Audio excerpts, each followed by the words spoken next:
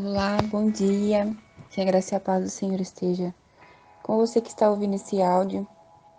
Eu acordei agora pela manhã e o Espírito Santo falou algo no meu coração. Eu queria compartilhar com você daquilo que Deus falou comigo. O Senhor já tem alguns dias que tem falado comigo a respeito de assumirmos a nossa identidade de filha.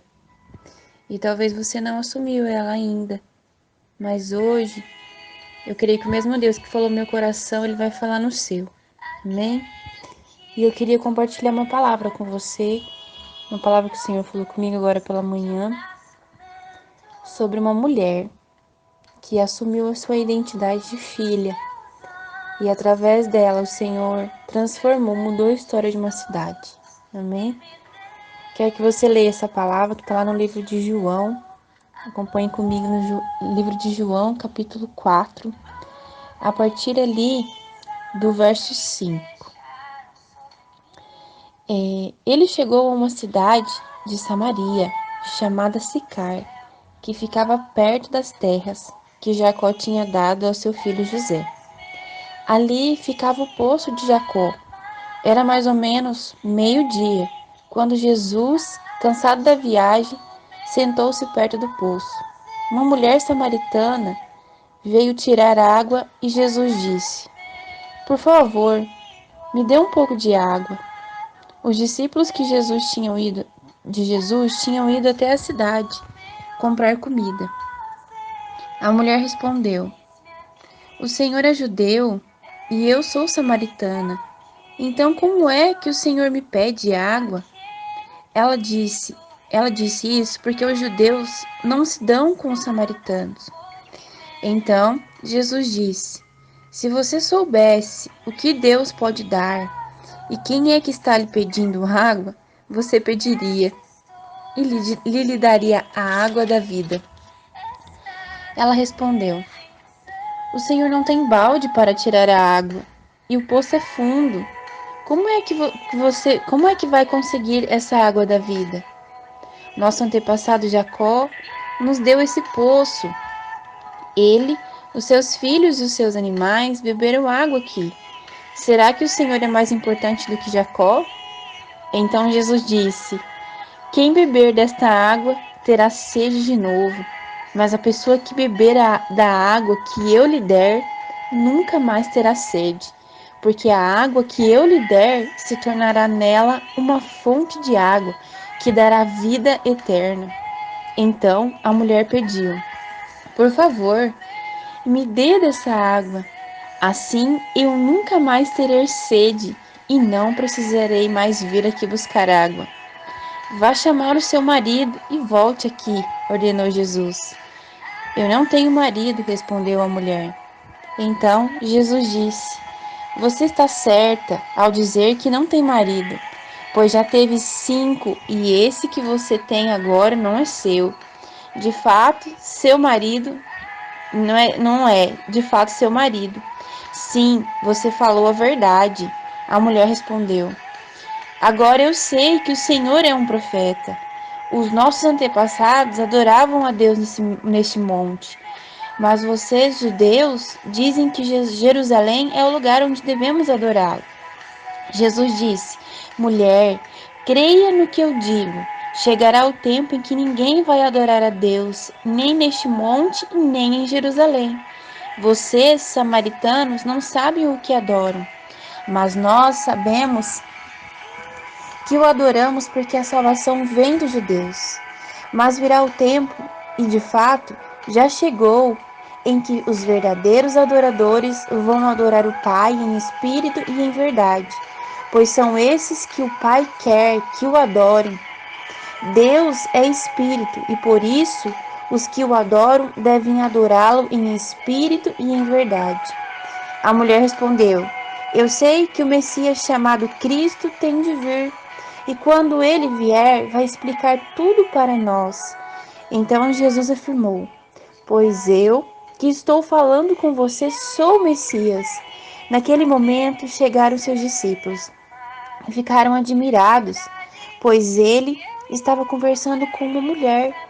Mas nenhum deles perguntou à mulher o que ela queria. E também não perguntaram a Jesus por que o motivo ele estava falando com ela.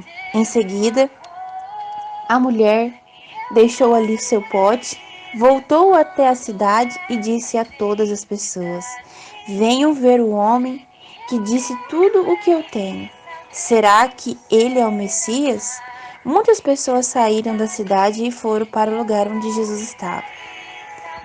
Vou ler até aqui só, gente. É linda essa história, né? Eu estava meditando nela e eu vi como que Jesus ele é estrategista para chegar até aquelas pessoas que precisam ouvir dele, que precisam receber algo dele, receber o amor dele, né? E Jesus ele criou uma estratégia ali. Ele quis ficar a sós com aquela mulher, porque talvez se ela quando chegasse ali, os discípulos estivessem ali, talvez ela ficasse constrangida porque ela era uma mulher que não estava vivendo uma vida de acordo com a palavra de Deus. Ela já havia, né, se casado 5 vezes. E o quinto marido que ela estava não era o marido dela, né? Imagina-se que era talvez, eu não sei se era um adultério, se ela estava com alguém que já tinha um relacionamento. Mas Jesus, ele não rejeita ninguém. E Jesus, ele quis mudar a história daquela mulher. E naquela época, né, as pessoas julgavam de uma forma muito dolorosa. Não que isso não aconteça hoje, mas eu acredito que naquela época era algo muito intenso também, né? E a ponto das pessoas rejeitarem, não querer ficar no mesmo lugar onde havia uma pessoa em pecado. E muitas mulheres iam ali buscar água, muitas pessoas iam ali retirar água. E essa mulher, ela resolveu se isolar. Ela resolveu não ir no horário onde as pessoas estavam acostumadas a ir, porque ela sabia que aquilo ia causar dor nela, ia causar feridas nela. Então ela optou por ir num outro horário, né? E ir até lá. E era mais ou menos ao meio-dia, um horário onde estava o sol muito quente, onde estava calor. E eu acredito que ninguém ia nesse poço nesse horário. Então ela estava sozinha lá. Mas Jesus, tão maravilhoso que ele foi lá e criou uma estratégia. Ele falou para os seus discípulos irem se ausentarem de perto dele ali, né? E ele ficou sozinho com ela. E quando Jesus ele chega até ela, ele oferece a água, a água que é ele, né? Jesus, ele tem a água que é maravilhosa. Ele fala assim, ó: se você soubesse o que Deus pode dar e quem é que está lhe pedindo água, você pediria e lhe daria a água da vida, que é Jesus. E aí, Jesus diz assim, ó: porque a água que eu lhe der se tornará nela uma fonte de água que dará vida eterna. O que é uma fonte de água, gente? O que é uma fonte de água? É algo que... quando você vai num lugar onde tem uma fonte, ela jorra água todo o tempo, né? Todo tempo tá jorrando aquela água. E é assim que Jesus ele faz.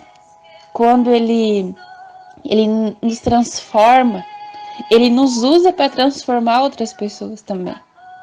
E é assim que ele fez na vida dessa mulher. Ele transformou a vida dela.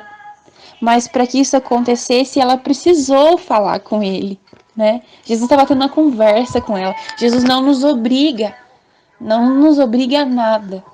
Mas quando nós entregamos o nosso íntimo a ele, nosso coração a ele, nós falamos: Senhor, eu quero essa água, assim como ela disse, ó, por favor, me dê dessa água. Assim eu nunca mais terei sede e não precisarei mais vir aqui buscar a água. Na cabeça dela, né, ela só queria água. Ela só queria ser transformada, ela só queria ser curada daquilo que estava doendo dentro dela. Ela sabia que Jesus podia curar ela. Mas quando Jesus ele te cura, ele usa você como instrumento de cura na vida de outras pessoas também. A obra não para ali só em você. Ele continua. Mas para que isso aconteça, você precisa se colocar à disposição dele. E lá no versículo 39 diz assim: muitos samaritanos daquela cidade creram em Jesus porque a mulher tinha dito: Ele me disse tudo o que eu tenho feito. Então, Jesus curou ela, Jesus transformou a vida dela. E ela serviu de instrumento de salvação na vida daquelas pessoas daquela cidade. Aquelas pessoas foram atraídas até Jesus através daquela mulher. Quando há cura, o Senhor transforma a pessoa e Ele ainda a usa como um instrumento de transformação, de cura, de mudança. E é assim que nós temos que ser. Não sei como está a sua vida. Eu não sei se você está, se talvez você se encontre na situação que essa mulher esteve, mas que você possa crer e assumir a identidade de filha. Quando você abre o seu coração, quando você se coloca à disposição para conversar com Ele. Ele está o tempo todo aqui te ouvindo, criando estratégia para chegar até você. Talvez quando você ouvir esse áudio, você pare para pensar, por que eu estou ouvindo isso? Mas foi o amor do Senhor que te atraiu até esse áudio para que você possa ouvir, para que eu possa compartilhar essa palavra com você. Então que você possa assumir a sua identidade de filha. O Senhor, Ele não olha para o seu pecado, Ele olha para você. Ele te ama, Ele te vê como filho amado, como filha amada. Que você possa assumir a sua identidade de filha e ser instrumento de bênção. E ser como uma fonte de água que jorra a água da vida. Amém? Que Deus te abençoe. Que você tenha um dia abençoado na presença do Senhor. Deus te abençoe. Um abraço a todos.